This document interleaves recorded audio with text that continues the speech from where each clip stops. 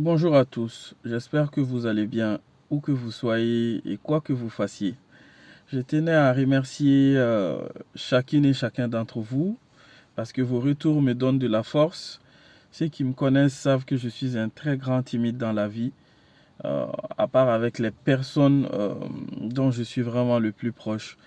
Mais là, les exercices audiovisuels euh, commencent à me donner une certaine assurance, ce qui nous permet de parler d'entrepreneuriat, d'introduire des astuces, des, des choses à mettre en place qui pourront nous aider tous, moi y compris le premier, à se perfectionner, à devenir meilleur en tant qu'entrepreneur, en tant que chargé de communication, en tant que fondateur d'une agence de communication.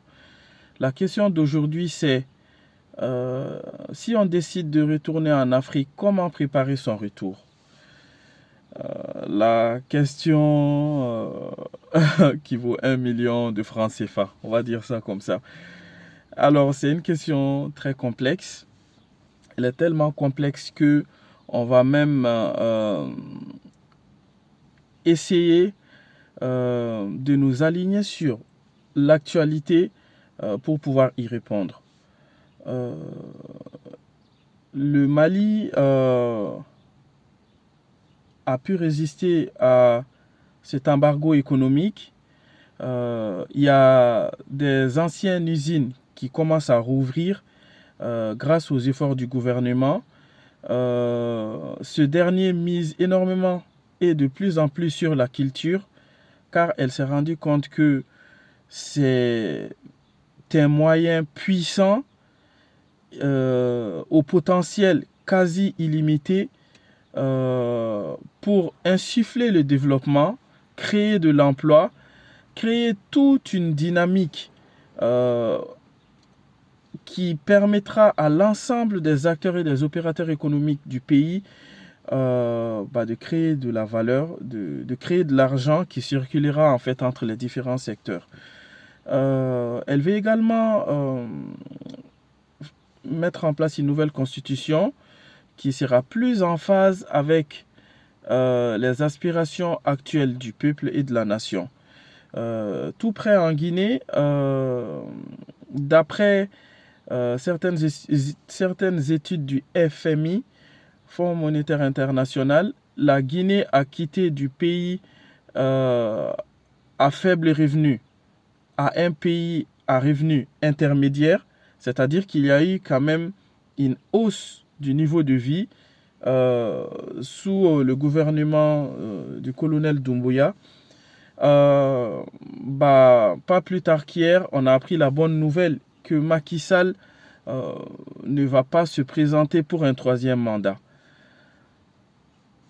Ces trois nouvelles sont quand même un certain écho pour la diaspora africaine. Je ne dirais pas malienne ou guinéenne ou sénégalaise, mais pour la diaspora africaine. Ça nous prouve qu'il y a des avancées dans nos pays. Ça prouve que ceux qui ont fait un certain temps ici, qui ont acquis une certaine expérience dans un domaine, et je ne dirais pas qu'il ne faut, je ne dirais pas qu'il ne faut jamais dire jamais, mais c'est impossible qu'on ait fait un séjour moyen ou long en Europe qu'on n'ait pas eu une expérience qu'on peut valoriser chez nous en Afrique. C'est quasi impossible, en tout cas pour moi. Donc, euh, à tous ces jeunes qui ont fait un certain temps ici et qui veulent lancer leur business en Afrique, peut-être même à distance dans un premier temps, ou même immédiatement en allant pour le faire, pour s'installer et le faire directement, je dirais que la première des choses à faire pour préparer le retour en Afrique, c'est avoir un projet. La deuxième chose, c'est euh, avoir un projet que vous avez déjà commencé à expérimenter. C'est encore mieux. Et je dirais la troisième chose, c'est avoir déjà des partenaires ou des collaborateurs de confiance qui ont déjà testé votre produit ou votre service et c'est qui contribue en fait à vous faciliter l'installation. Parce que le bouche à oreille marche énormément en Afrique et même dans la communauté tout court, parce qu'il y a quand même, et ce grâce à l'avènement des réseaux sociaux, une forte proximité en fait entre la diaspora et ceux qui sont là-bas, que ce soit des expatriés, que ce soit ceux qui ont décidé de retourner ou que ce soit ceux qui sont jamais sortis en fait. Donc, avoir un projet, avoir testé son projet, avoir eu l'opportunité de mettre en avant de manière médiatique ce projet, ce produit ou ce service, notamment grâce aux réseaux sociaux, l'avènement d'Internet ou grâce au bouche à oreille. Créer une relation de confiance avec des partenaires, des fournisseurs, des clients, ne serait-ce que quelques-uns, c'est qui vous permet en fait d'avoir une certaine légitimité.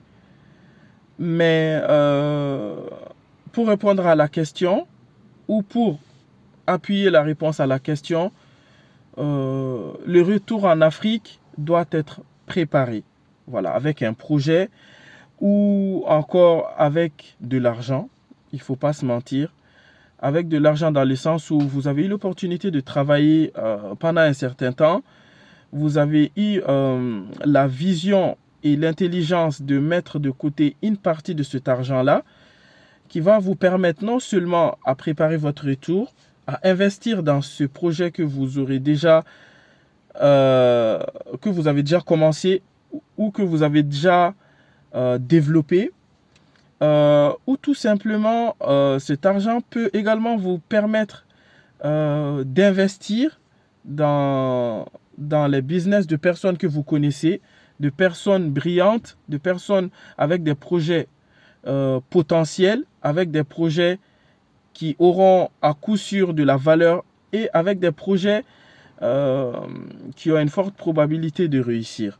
Donc, en investissant chez ces entreprises ou en investissant dans le business de ces entrepreneurs, vous pourrez vous assurer sur le moyen et long terme une rentrée d'argent, une rentrée de revenus.